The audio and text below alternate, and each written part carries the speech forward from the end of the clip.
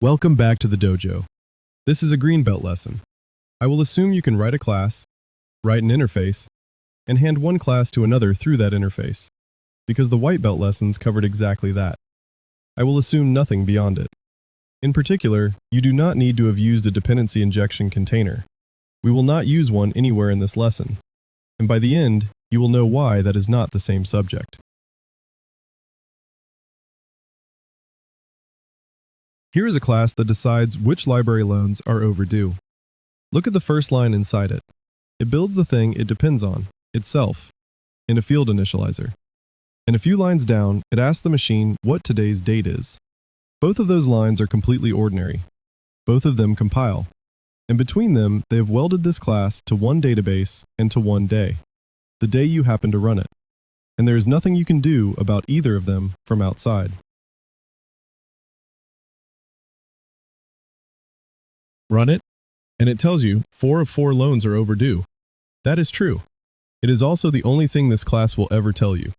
Ask it what the answer was on the 1st of March. Ask it what it would say if those 4 rows were different rows. There is no way to ask. Not a hard way, and not a slow way. The question has nowhere to go in. Think about a socket on the wall. The socket belongs to the room. It was decided when the room was built.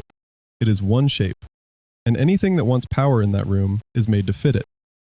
Now picture a kettle with no plug on the end of its cable, wired straight into the wall behind the plaster. It works. It boils water perfectly well. But the day you want a different kettle, you are not swapping a kettle, you are taking the wall apart. A class that builds the thing it depends on is that kettle. And the part worth stopping on is which side owns the shape. Not the kettle, the room. This is the 5th and last of 5 lessons on Solid. S was single responsibility, one class, one reason to change. O was open, closed. New behavior arrives as new code. L was Liskov substitution. A subclass keeps every promise its base type made. I was interface segregation. No caller depends on a method it never calls. This one is D, the dependency inversion principle. Like the other 4, it was set out by Robert C. Martin in the C++ report in the 1990s. Martin's wording is this: high-level modules should not depend on low-level modules. Both should depend on abstractions. High-level means the code that holds the rule, the part your business actually cares about, which here is what counts as overdue and what it costs. Low-level means the machinery, the database, the clock, the file, the email. 2 things fall out of that, and between them, they are the whole lesson. First, the arrow between those 2 turns around, which is what the word inversion is doing in the name. Second, and this is the half that gets dropped, the abstraction they both point at belongs to the high-level side. The rule names it in the rule's own words. The machinery is what conforms. So, the violation in full. This is the overdue review, and it is the high-level thing here because this class is where the rule lives. The first line inside it is a private field holding a new legacy loan database. Read that as a sentence. This class does not receive a database. It manufactures one, and it manufactures that one. There is no parameter, no property, and no setter, so from outside this class, that line is not reachable.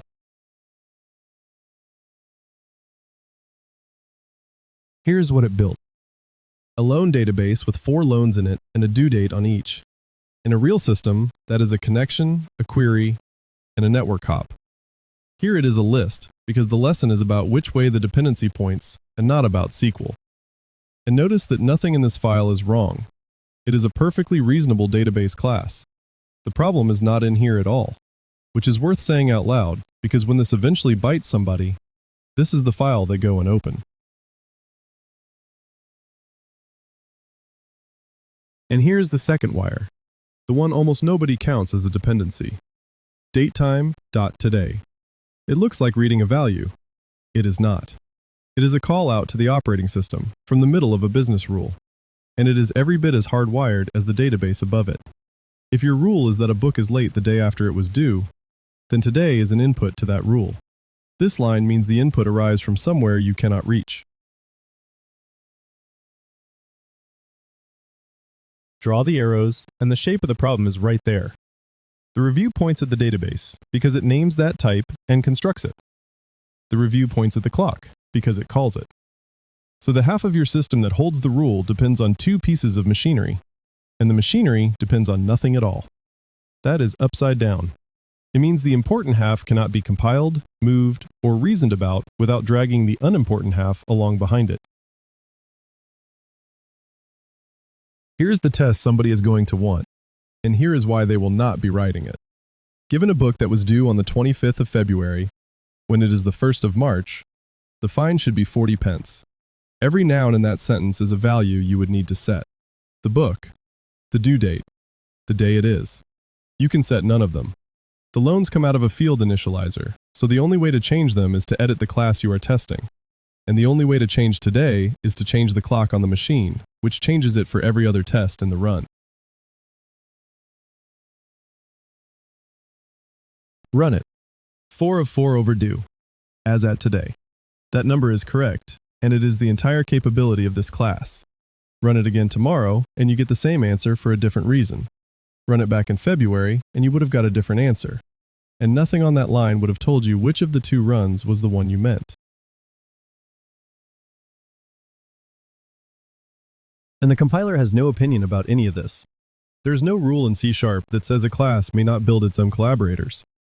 The code is legal, it reads perfectly well, and every one of those lines was the shortest thing to type on the day somebody typed it.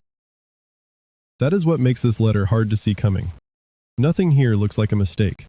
The bill does not arrive until the first time somebody needs the same rule against a different source of data or a different date and finds out the answer is a rewrite. If this is landing, subscribing helps the channel reach more people. Let's keep training. Here is why this earns your attention, beyond making a test possible. The direction of that arrow decides what you can change cheaply. Point your rules at your machinery, and the machinery becomes load-bearing. Every swap, every upgrade, every second source of data reaches up into the rules and moves them. Point both halves at an abstraction the rules own, and the machinery goes back to being a detail you can replace on a Tuesday afternoon. And this is not a bookish idea with no evidence behind it. .NET itself ships an abstract class called TimeProvider, and Microsoft's own documentation page for it describes it, in one line, as providing an abstraction for time. That same page says that to make it easier to test time-dependent code, you can use Fake Time Provider from the Microsoft extension's Time Testing package. That is the framework agreeing that a clock read from inside a rule is a dependency, and shipping the seam for it. So, the refactor. And the whole of it is in who declares what. Two interfaces. iList loans, with one method, open, which hands back the loans that are still out, and iClock, with one property, today. Now look at where those two files sit. They are in the finds folder, right next to the review, because the review is the thing that needs them. And look at how they are worded.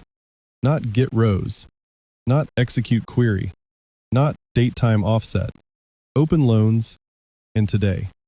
That is the rules vocabulary, and that is the part that makes this dependency inversion rather than simply passing something in.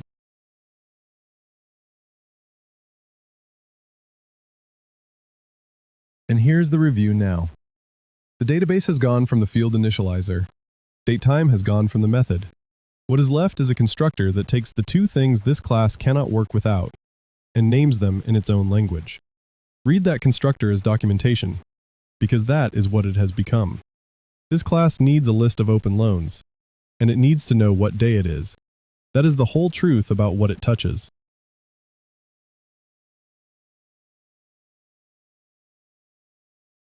Now the database. Same 4 loans, same list. Two things changed, and one of them is a single word. It implements iList loans. The other is at the top of the file, and it is the line that matters. A using pointing at the finds namespace, which is where the review lives. That is the inversion made visible. The machinery now references the rules. Go and look in the review for a using pointing back at the library folder. There is not one, and there is never going to be one.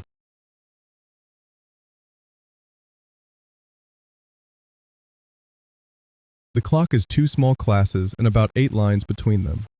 System clock hands back the real date, and it is what production is given. Fixed clock hands back whatever date you passed it, and that is your test double, in 4 lines, with no mocking library anywhere near it. And notice that neither of those was difficult to write. The reason the old version could not be tested was never that clocks are hard. It was that nothing had ever asked for one.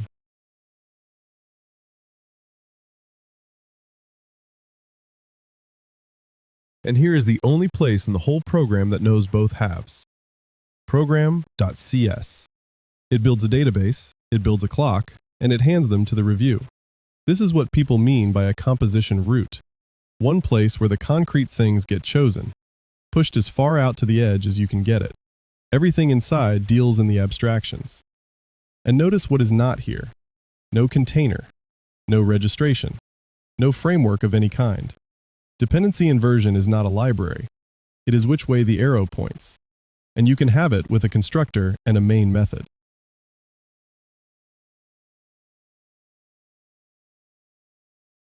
Run it. Same rule, same 4 loans, and now we can ask it something the old one could not hear. What did this look like on the 1st of March? 19 days late, 11 days late, 4 days late, 1 not due yet, and 340 pence in total. Then the same review again as at the 24th of February, 200 pence, because on that day 2 of those books were not late yet. And then the same review once more on the real clock, which still says 4 of 4.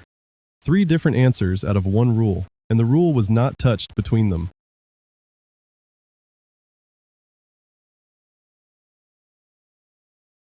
And notice what the fix was not.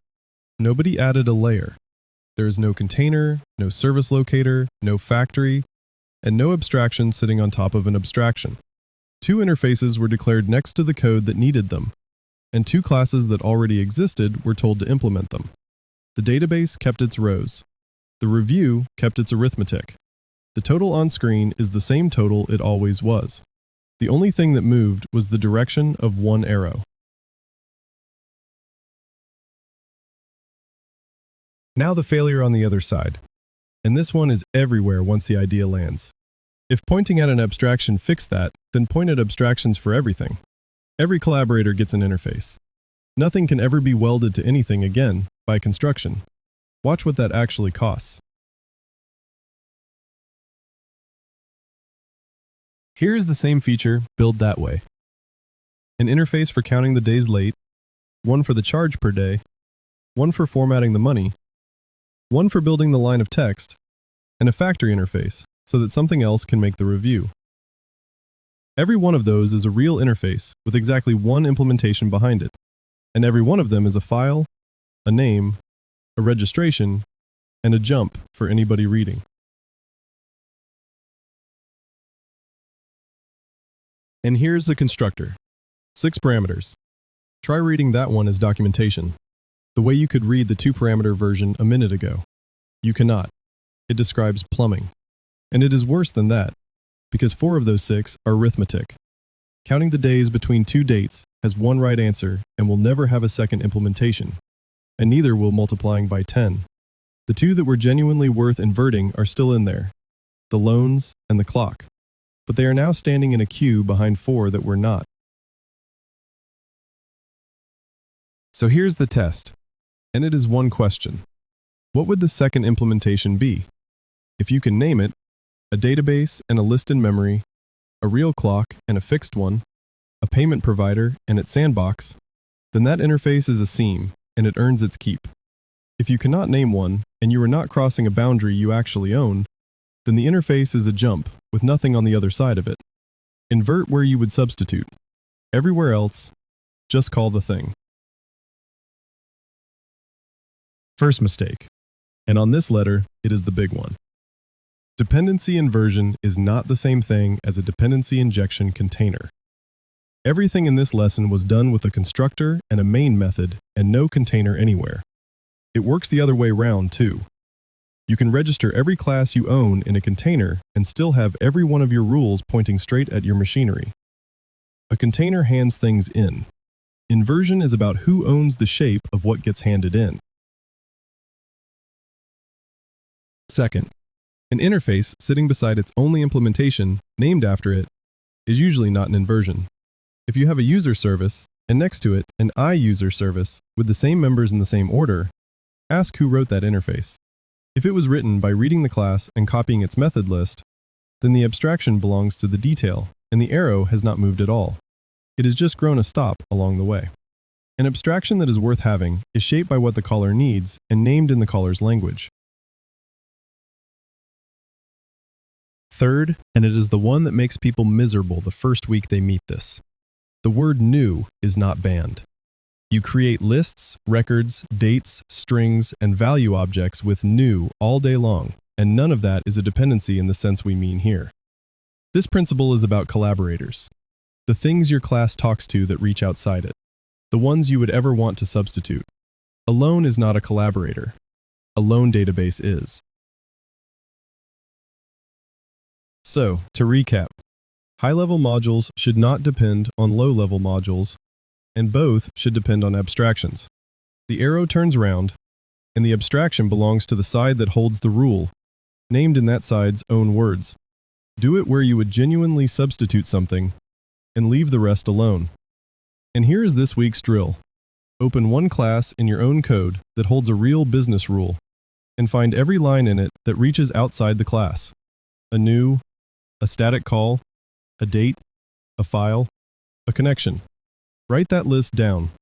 Then, for each one, answer the question from a minute ago.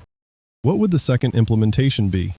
Invert the ones you can answer, and leave the ones you cannot. Train hard, and I'll see you in the dojo.